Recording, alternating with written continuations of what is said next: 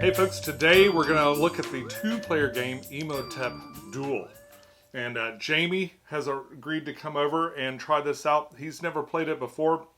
I've played it quite a few times. This is one of my favorite quick dueling games. He lured me here with Japanese peanuts and coffee, so... Yes, yeah. yes. I pay my friends that come over in peanuts. So the way this game works is basically we've got a board down here with a bunch of boats. We're going to place our workers on this board and they're going to kind of line up to pull the goods off the boats. You can do only a couple of things. You can put a worker down or you can pull goods off the boat. Once you've got two workers in any column, then you can pull the stuff off the boat and then you get to add it to your tableau down here. Now your tableau has two sides of it. You can mix and match as long as it's the same on both players' sides. What the win conditions are or the points conditions for these particular things. And the way this works is these boats are loaded with little squares. These little what would you call them? Tiles? Yeah, tiles. Yeah. They're loaded up with little tiles of all different types, and you can bring those tiles down and they'll slot into stuff like you can build a pyramid over here. You can add things to the tomb if you do it in order on this side. You've got an obelisk where the more obelisks you put on top of it, the taller you make that obelisk, the more points you get. And then you've got just straight up gold, where you get gold coins and you put them face down here on this other little part of your tableau. So you go until there's only one boat left, and then the game ends and you count up your points. So it's a point salad kind of thing, right? It is, You're just gathering your point salad, harvesting your point salad. Yeah, so you're getting some resources and then you're kind of placing them, and there's a little bit of strategy in that you can make anybody take their boat. So if you wanted to make me take a boat, so long as there's two people in that row, you can order that one to go and just get me out of the way. Sometimes that works out and sometimes it does not.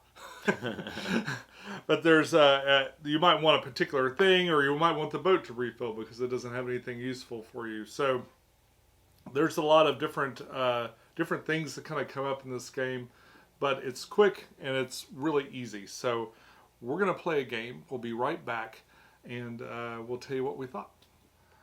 And we're done. Okay, so we have unloaded all the boats and determined that Jamie is definitely the superior shipwright. I think you just intentionally let me win. Right. People say that, but in fact, I lose every game You're I play. incredible at board games. That's not true. I just know a lot about board games, and then I lose. I know how to lose at any board game. I've lost at all of these. But it wasn't too far ahead. Like I had a chance. I could. You did. You were in it. Yeah. I could have if things had kind of worked out a certain way, but they didn't. This game is super quick. Yeah. I'd say it plays. What does it say on the box? It says 30 minutes. Yeah, 30. Yeah. It says 30 minutes on the box. I would say that's very accurate. Yeah, I think so too. Yeah. Yeah. We may have been under that slightly. Yeah. Yeah, and if you're playing with another person that's like good at making snappy decisions and stuff, you could probably do it in 20 minutes. With the people that I game with, I almost always look at a box and see 30 minutes and just immediately double it. Yeah. For most games, but I feel like that's not the case with this one. Oh, it's very tight, and I've never played the big version. There's a big version of this too, where you can play at least 4 players, maybe 5. And I've seen it on the shelf, but I've never picked it up or anything. And this makes me want to check it out. I've heard good things about the Imhotep board game, but I've not played it either. It's an interesting game. I don't have a lot of stuff from Cosmos games, but this was a great introduction to it. And I tell you, if you're if maybe you and your significant other are the ones that are typically sitting down to play, this is a great like filler game if you're waiting for somebody to show up, or just a quick game if you want to just play something really fast. It's great. And what's fun too is it has a lot of mechanisms in it that I really liked. Like I love discovery, so I like bringing out the new tiles onto the ship and sort of your strategies changing. Yeah. And kind of moving back and forth, and the flexibilities to take stuff from one boat or another boat, or even make you take stuff before maybe you're ready to do it. I liked how literally every turn that we played, your strategy is constantly shifting. You're constantly assessing what's on the field, what it appears that your opponent is doing, and then adjusting your strategy in order to ensure that either you're getting the most points or you're keeping your opponent away from points in order to ensure that at the end of the game you have more than your opponent does, which is kind of neat. There's a lot more strategy involved in the game than I initially thought there would be looking at the simple footprint that it has. So It's funny. I think at first sight this game looks a little bit more complicated than it really is. I mean, you've got these little areas where you can make points down here, and you're just doing your best you can to like have the optimal set of each of these things. And I like that you can kind of mix this up by flipping any of these over. As long as we both flip over the same ones, there's an alternate side to every one of these where maybe it's a little bit difficult to score off your pyramids. Yeah. Or what does the obelisk say on the other side? It says first to have 5 gets 12 points, and the second to have 5 gets 6 points. And then on the back of the tomb, it says every group scores 4 points regardless of its size. Oh. So any grouping, so you could have 1, 2, and then 4, 5, and then. So in that one, you almost want to skip tiles, right? So you get as many groups as possible, right? Yeah. So if you did a big group of 5, like you do on the other side, you would just 4 points. It'd just be 4 points instead of 25. 25. That's a big difference. Yeah. Big difference. So completely changes the game. Yeah, that's really different. What does what does the temple say? Number of different tokens. So on the other side of the temple one, I guess you've got a matching game. Where, okay.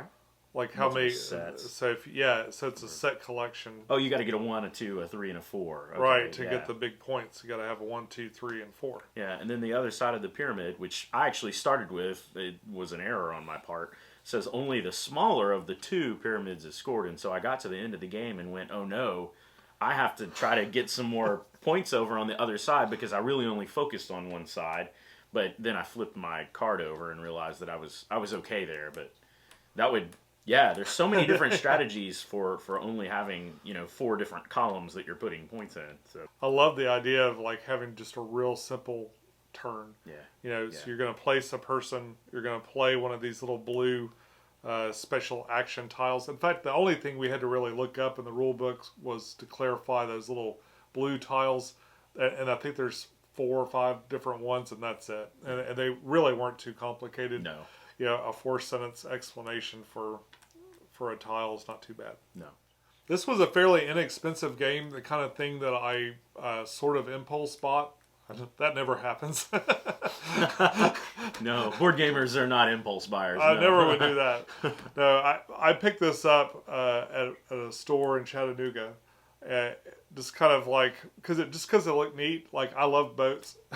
So anything with a boat in it is like, for some reason, I'm going to buy it. Spaceships are boats too. Yeah, there's space boats. Absolutely, space boats, yeah. In fact, we're playing on this like galaxy map from X-Wing, so it sort of looks like we're playing Space-Otep. Imhotep in space! Do we need like one of those UFC martial arts, like we're about to fight each other thing,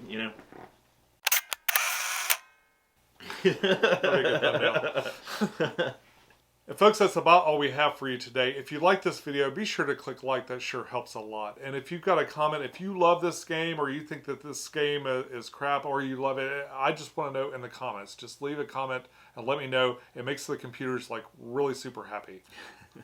Also, if I've earned your subscription today, I'd love you to hit that subscribe button. That'd be great. I really appreciate it. Until next time. Oh, and speaking of next time, we're going to be playing So You've Been Eaten. So I'm going to introduce Jamie to So You've Been Eaten and kind of continue our duel night. I'm scared. Yep. He'll be eaten by the beast, or maybe he'll be the beast, totally invaded in the mouth. Until next time, enjoy your games. We'll see you soon. Bye-bye.